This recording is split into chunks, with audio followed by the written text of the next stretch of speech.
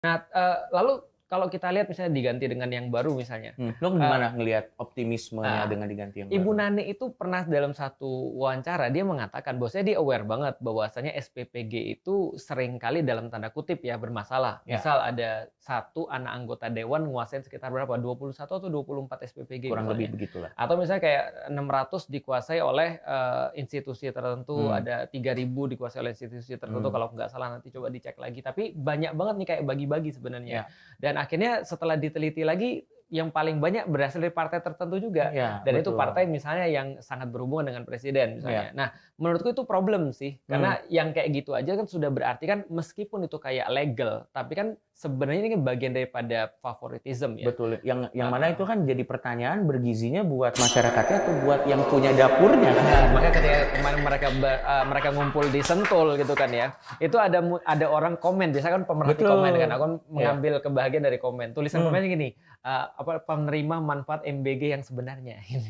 Betul. Itu bukan komenku sih, aku cuma baca komen aja. Itu ya kan orang bebas berkomen. Ya, true banget sih. Kenapa? Karena dan balik lagi ternyata kita jadi lihat kan, ternyata kepala-kepala SPPG ini yang ternyata pas diundang di Sentul itu ya seperti itulah kualitasnya ketika dipanggil sama presiden, sikapnya kayak apa dan seterusnya.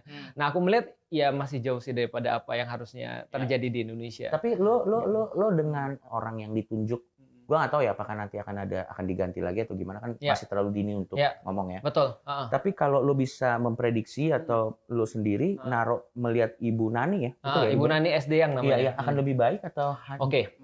Aku kepalaku tuh penuh dengan track record. Nah, dan aku senantiasa ngelihat apa yang digunakan oleh track record ini pada Indonesia misalnya. Contoh misalnya ya. Pak Dadan misalnya, kenapa dia dipilih? Itu kan karena ada satu sejarah dengan Pak Prabowo kan, loyalitasnya Pak Prabowo. Ibu Nani juga sama. Itu juga karena ada sejarah dengan Pak Prabowo. Yang kalau misalnya dilihat, itu juga kadang-kadang membuat kita juga geleng-geleng juga sih kalau lihat sejarahnya. Nah, artinya kalau menurutku adalah ketika dia milih, Pak Prabowo tuh milih orang-orang untuk ditempatkan, ternyata itu tidak bisa lepas daripada favoritism tadi. Nah, harusnya kalau misalnya pemimpin yang baik, itu kan ngelihat sesuatu kan dari ini kita mau ngerjain apa nih. Dan kalau andaikan yang ngerjain ini adalah yang paling bagus adalah dia, meskipun aku nggak suka, harusnya kan dia yang dipilih kan. Karena kita lagi mau get it done, bukan mau untuk mau untuk ya main-main ataupun hiburan gitu maksudnya. Kalau hiburan kita bisa aja favoritism misalnya. Tapi kalau ini urusan negara menurutku harusnya nggak boleh sih. Nah, ternyata yang Bu Nani ini kan karena memang grupnya Pak Prabowo kan ya. Bukan orang yang memang punya pengalaman di program itu. Jadi menurutku sih sama aja sih. Kalau menurut lo ya, kalau gue punya pendapat yang berbeda. Nah, gimana? Kalau menurut gue adalah lebih baik bisa jadi ya. Ya itu waktu yang bisa menjawab sih. Gue nggak akan bisa bilang dia akan lebih baik atau enggak. Tapi mungkin pada saat ini, kenapa yang dipilih beliau, mungkin benar yang kata Ustadz bilang, mungkin favoritisme bisa jadi. Kan semua probabilitas selalu ada. Dan isi hati siapa yang tahu sih? Betul. Kita kan nggak pernah tahu. Jadi itu valid juga.